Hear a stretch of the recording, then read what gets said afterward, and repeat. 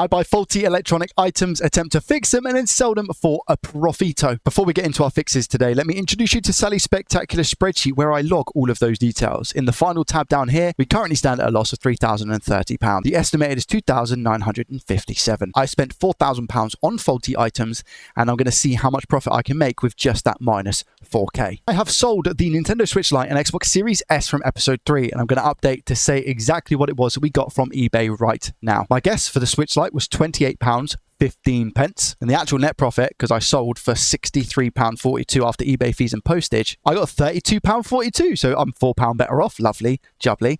What about the Xbox Series S though, Joey? You said you were going to sell that for £135 and have an estimated total profit of £26.85. I actually sold for £117.87, which leaves us with a net profit of £21.87. So essentially, what I made up here, the difference between the Switch Lite, I actually lost on the Series S, which is not fantastic, but at least we now have up-to-date scores, meaning the actual total profit for episode 3 was £54.29. £54.29. I said it was going to be 55. I was very close. That does give us an hourly profit of £36.19, and we bring ourselves under that £3,000 loss mark. So the question is today, what is it you're working on, Joey? And most importantly, are you going to be able to make a profit? Let's find out with today's first item. So this one's going to be a little bit of a weird one, because today I'm working on a PlayStation 5 Pro. The issue being is that it's already been taken apart. It will make sense as to why this has already been taken apart when I get a little bit more into the video. But the aim of the game here is to try and fix this and then be able to sell it for a profit. I paid £395 for this faulty PlayStation 5 Pro. You might be thinking, Joey, what's wrong with it? It looks fine. Well, let's head on over to the microscope and I shall show you. Our first thing, this isn't the actual original fault with this console, by the way, but we do in fact have a missing MOSFET, the PMC 41430, which is the 12 volt power rail on this PS5. There is another fault with this, okay? So this isn't why this console was faulty, but I've actually had to use this MOSFET in another PlayStation 5 to fix that PS5, whilst then also awaiting other MOSFETs to come. I now have those MOSFETs. So what I can do is I can put this MOSFET back, which is what I'm going to do first, and then we can focus on the actual issue with this console and the reason I bought it faulty. Does that make sense? First things first, I need to get rid of this viscose paste. But there are also a couple of, can you see that that resistor is like hanging on for its life? Not necessarily hanging on for its life, but because I think it's still attached to at least one pad, but I want to make sure that when I give this a clean, it doesn't go flying. Yeah, that should be okay. So I'm not going to put any IPA on here because, has it gone? No. I'm not going to put any IPA because this stuff comes off a lot easier, the viscous paste, without it being like moisture, you know, like wet. So if I just do that, can you see now I've got rid of all of that viscous paste so much easier. Whereas if I was to put IPA on this, it would just spread it all around the board. So this is a nice, clean MOSFET area ready to work on. I will just try and straighten those out if I can a little bit as well. Okay. I'm going to put some heat into the board. And the reason why I'm going to put heat into the board here is so that when I put a MOSFET on, it's going to go on a lot easier than without heat. So I'm just kind of like going to prep the board right now. How do you diagnose which VRM is bad on these things? With this one specific, well, not with this one, but I actually fixed the PS5 Pro recently. I had to disconnect every single coil. That's how I went about it until my short was gone. So I had a short on the 12 volt rail and I had to disconnect every single coil. Big shout out to Dan for sending me some of these MOSFETs, by the way. He's even gone as far as to testing them all the way from the US. Yeah, I think a lot of people are trying to get a PS5 Pro, hey? Here are thou MOSFETs. See that? Perfect. If we're copying, we are going to simply put this here. I was thinking to myself, can I not just test, maybe, and see if the console will power on without effect? But part of me is like, I don't want to do that just in case I dispatch the APU or something like that. I have faith and believe that this would turn on, but the moment you try and do something intensive, that's when it would fall over. That's my logic. So I don't really want to test it. I mean, I wanted to test it for science purposes. So I'm just giving this MOSFET a clean over now, once over with the brush, again, dry. And we can heat up this area, add some leaded, and then get cooking. I'm actually just going to go with 480 degrees Celsius at 99% airflow right now. So the reason I'm giving this power is just so that when I put the soldering iron onto the board, it doesn't stick. And I can put some nice leaded on. And that leaded will allow me to then use a lower melting temperature for the chip to go on. It'll go on a bit quicker. So I'm just dumping some heat into the board. The best way to go about prepping boards and preheating them for a job like this would be to have it over a preheater. You can get those. I don't have access to mine right now. Soldering iron is going to be at 420. Don't necessarily need to go over the ground. legs, but oh, you just hit a cap there, so I'll fix that in a second. Going over what I can, little bit there. I'll put that cap back. I think I had issues with that cap last time. Just the way that I've got the board. Put a bit of leaded there, so that cap goes on a bit easier. I'm going to sort that first. So what I'm going to do is just put that cap down there for 2 seconds. Give this a slight clean, right? Where's me flux? My IPA. Just here. See what I mean with the viscous paste? The moment you add IPA, it becomes a little bit messy. There we go. I should be able to put the cap back. We've got what's called a tombstone now, where the cap is standing up. So I'm going to try and put it down, which is difficult. There we go. There's not enough solder on that pad. So what I'll do is just place it there. A little bit of flux. Too much.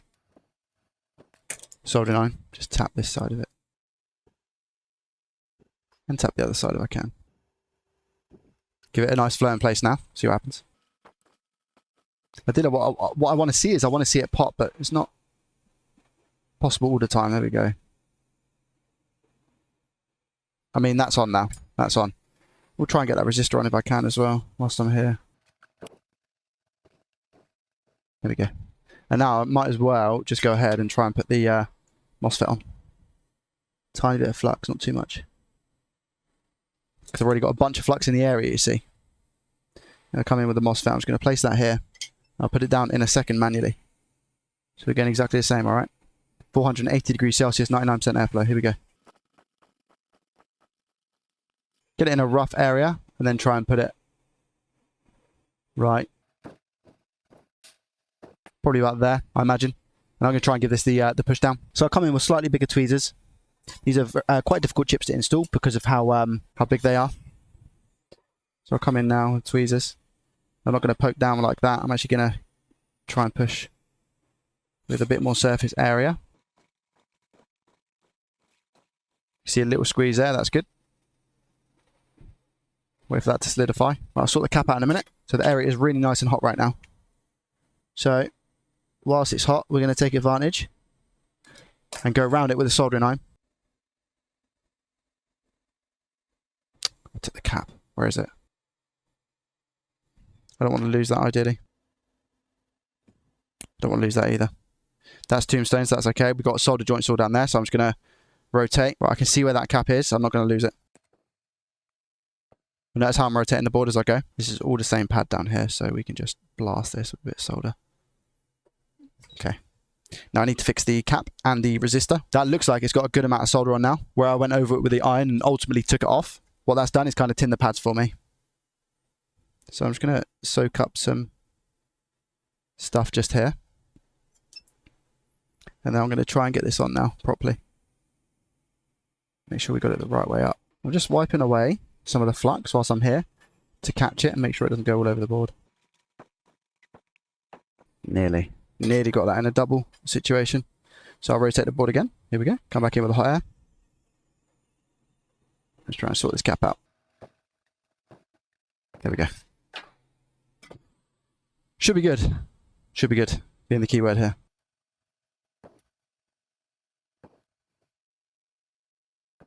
Just make sure everything's solid. Okay, good. Then when I come in to clean now, nothing's going to fly off. And that they're actually properly connected, which it seems like they are. So I need to clean this now. The board's still hot, so I'm going to come in with my microfiber cloth and a brush. That's it.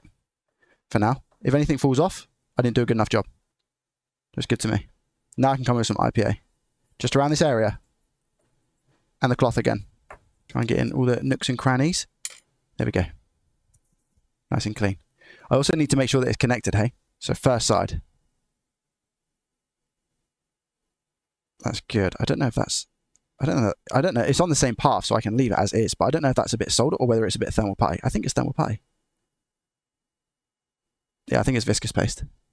You see what I'm talking about on the left? Just here. Yeah. It's just putty. Cool. That's one side. This side. Cool. That's fine. Going to be difficult to see this side. Fine. We don't have the best connection on all of them, but you see how they're all going to the same pad, and I have faith that they are connected.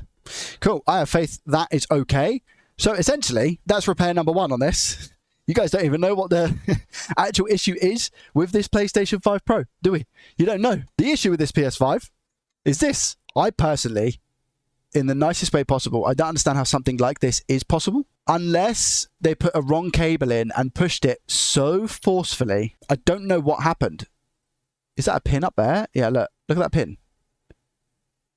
See that pin?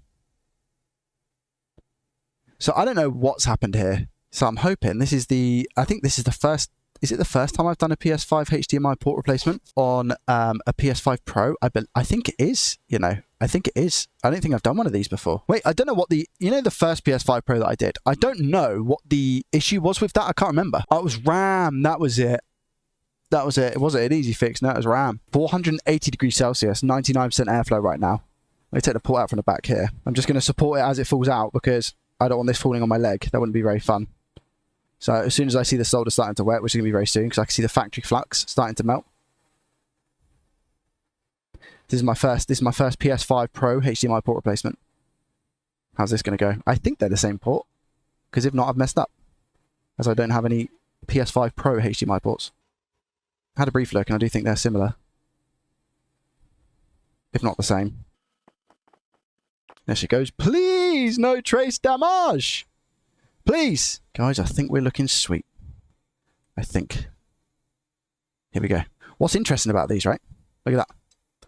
You guys see how like all of the stuff is on this side of the board rather than the opposite side, like all the other ones. I know the slims are a little bit of a different variation, but that's cool because there was nothing on the other side. So what I need to do right now is come in with a tiny bit of flux and just add some of the leaded that I have to bring down the melting temperature of this. So I'll do that, and then I'll come in with me soldering iron, micro soldering, and then I'll just quickly run over these. And then let's put some leaded. There we go. Now I'm going to show you a little tip here. So can you see my fibers are like sticky and stuff? A lot of people would just come in with IPA. If I put a little bit of heat back on the board, watch, and then come in with a microfiber cloth and a brush. No IPA right now. Do that. And then if I come in with some IPA, the final touches, it will clean. Microfiber. So our board is prepped, ready for us to put a port on. But I now need to get a PS5 port and hope that these are the same. And then we just simply tin the port. Here's what I'm saying. Once you've done a HDMI port for one console, it really does apply to I'm not going to say every single one, but to a lot of the others. Like, especially for a PS5 Pro, you're taking on more risk when you're doing the repair job. Therefore, you could theoretically charge more. Depends how you run your business, of course. Now we've got our port. One thing to bear in mind here is that can you see the solder? It's not mixed properly with the unleaded just yet, because the leaded is more shiny. I'll come with a little bit of flux here as well. And over here, pick up any excess that's running away. And then we'll go underneath the board here. Exactly the same, 480 degrees Celsius, 99% airflow. I'm not too sure on positioning and stuff like where this is meant to go. So I'm heating underneath the board right now. And I'm just going to take my port, HDMI port in the other hand. And I place these on. I wouldn't recommend it, especially if you're a beginner at doing this. I also wouldn't recommend you to work on a PS5 Pro, but HDMI ports in general, I wouldn't recommend just plopping them on. See, I'm just cleaning the flux up as I go because I don't want it staining the PCB. Preference. All the pads are going. I just have to wait for the anchor holes now. It's mixing with the leaded and the unleaded going together. And now I can come in with the port.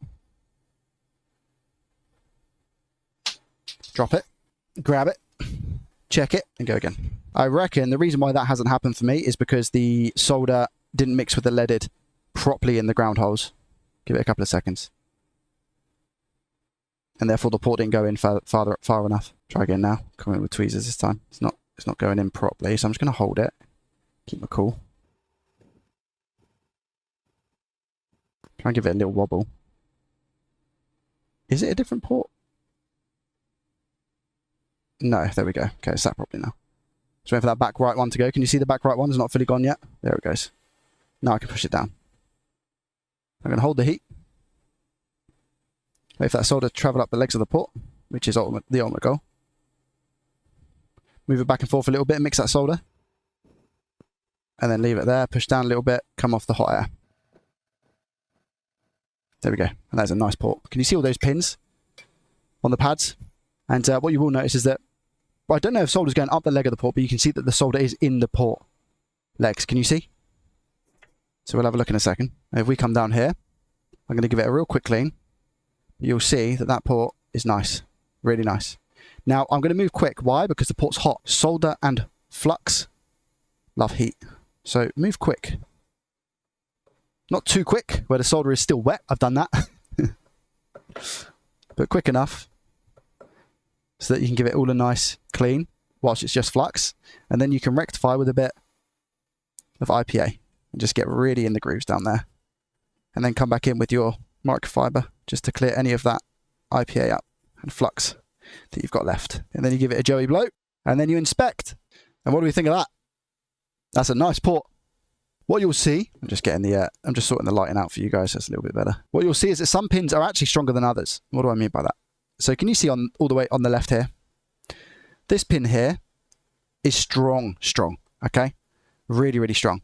Because the solder has about like really bonded from the pin to the actual pad of the board. Same with this one less so because you can see a little bit of copper, then this one, and it does get a little bit, this one's really good, this one's really good here. These are like example pins that I would use. The thing is, even though they show copper on right at the ends, can you see where you got that little bit of like copper exposed? Remember, when I tin this, I tin the underside. So they are connected really well with the pads underneath. These ones are just showing off pins, right? Where it's like these are A-star quality. The solder has really connected with the pins and therefore you've got a solid connection. But not every single pin needs to be like that, okay? And you'll drive yourself crazy trying to get that sort of perfection. The other thing we really look for is, as you can see here, the solders come up the legs. You'll see a lot of ports that are done by repair techs where this is blank and it's like a hole and it looks like a crater. This isn't as good as what I could do. If I'm honest with you, it could be better. The reason it could be better is because you kind of want a bit of a pyramid effect like this one has here. Again, it still could come higher, but the solder is supposed to climb up the leg, all right? Almost like suck in and then up. Once you have that, it's called the pyramid effect. That is like an amazing solder joint. That's okay because it comes up.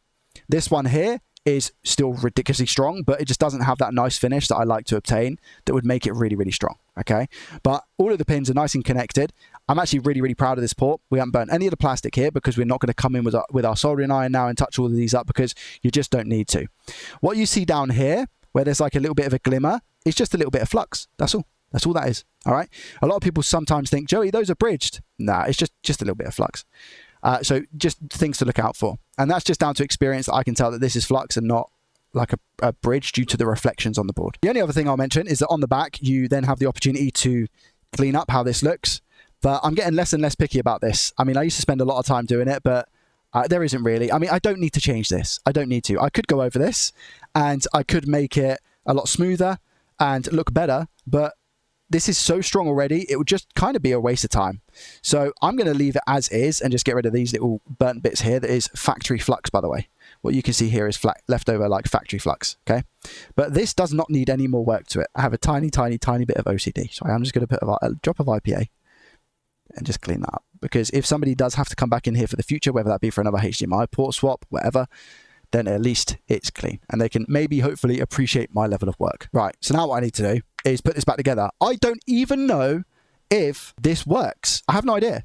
Me just doing that change on the MOSFET as well as that HDMI. I didn't test this before I took it apart. I just took it apart and stole the MOSFET. This is a PS5 Pro worth £600. So I really hope I haven't messed it up, basically. I'm just respreading the liquid metal out here. It's always nice to just respread it. Not entirely necessary because when you put the chassis back together, it does spread its way out, especially on the PS5 Pro. They've got little ridges, but you want to get an even spread just to make sure you don't have any dry spots, which I've not had on 2 PS5 Pros actually that I've opened now. I'm just going to redistribute this stuff as well. Can you see the ridges that we've got on this, on the heatsink side? It's nice. That's how they combated the pooling problem. I really wonder what like the engineer meeting was like when they were like, yeah, the liquid metal seems to be pooling in some places and destroying people's PS5s, and it's only taken them, I don't know what version of PS5 this is, but I'm assuming it takes a bit longer to like cut the groove for this, you know? I'm building a curriculum on my school whereby it's taking you through the steps of my process on how I got into this and how to learn repair. That's what I'm currently building, which I hope is going to be in place by the 1st of July. A to B to C to D to E to F. Okay, put the board on. Right, I can't remember how to put this back together. There's one thing that I need to stress that I've really tried explaining to people over the years, and I feel like it's such an important thing to grasp and a really important thing to get used to. When you are learning, and I think everybody can agree to this, to whoever's in like the repair community at the moment for when it comes to soldering and repairing devices, buying faulty items for a little bit more than what they are actually worth and trying to make money from them, I have explained, is very, very difficult. It's very, very difficult to profit buying stuff on eBay and profit selling those items, fixing them and then selling them, because you don't know how many people have been inside them before. B, the repairs are going to be extremely complex because of point A. Very scummy people as well who do list on eBay that lie about a lot of things. The way that you have to take this is that you take the wins when you get the wins. But the mentality shift that you have to go into this with is you're going to spend that money and you're going to try and fix the item. The knowledge that you obtain from trying to fix this item, whether it even just be taking it apart and putting it back together, is 10x what you've invested. 10x. Not only that, you can then just sell the item if you want, if you're unable to fix it. You're not wasting 50 quid buying a Nintendo Switch, because if you give it a go, you put your honesty on the eBay listing, and then you say, do you know what? I give up. I've tried this. You're not losing £50. You've gained X amount in knowledge. You can log it as a donor, and then you can use that Nintendo Switch in the future to fix thousands of pounds worth of repairs when you come to it with all the components and everything you have on the board. Or you can flog it back on eBay for £35 to £40 and lose 10 to 15 quid. But you've still gained that knowledge. You lose the donor aspect, but you get most of your money back, and you come out of it a net positive with your knowledge. You then take that knowledge and you go, right, I'm at this point now where I know what I'm doing. I'm either going to keep doing this as a hobby, keep buying stuff on eBay faulty and fix them and just keep learning, or I'm going to take it a step further, and what I'm going to do now is I'm going to start offering my services to my friends, my family to start with, and then once I've kind of honed in on my business and, you know, this additional side income, then do you know what, let me do a little bit of advertising, a little bit of marketing, and see if I can make some money offering it as a service, doing it from home. It's just like learning, buying on eBay and paying a little bit over the odds is just such a stepping stone. 3, 2, 1. Amazing. I can't believe it. Let's go. Wait, white light. Don't get too happy, Joe. Don't get too happy. Wait there. Which means that I also installed the MOSFET correctly, which is a bonus. Let's go. Because of the state of this HDMI port, I don't know if that caused any issues and whether this was actually shut down properly. So this might go back to a blue light, and then we're going to hear the beep, beep, beep, and then it will go to a white light. So let's just wait for 2 seconds. Is this going to go to a blue light again, or is it just going to hold on a white light? Looks like it's just holding on a white light. That's really, really good. That doesn't mean that we are completely and utterly in the clear. I will need to test this PS5 Wi-Fi. Games, you know, I'll need to play a pretty intensive game for 30 minutes to an hour just to make sure that we are all okay. Something like Fortnite or Call of Duty to really stress the APU in this. Make sure CPU and GPU side are going to be okay, as well as obviously power with that MOSFET. But this is really good news. The fact that it goes to a white line is just staying on. The fan is spinning. I'm just going to check and see if we have a display. I will also put that on my phone so you guys can see at the same time I see. 3, 2, 1.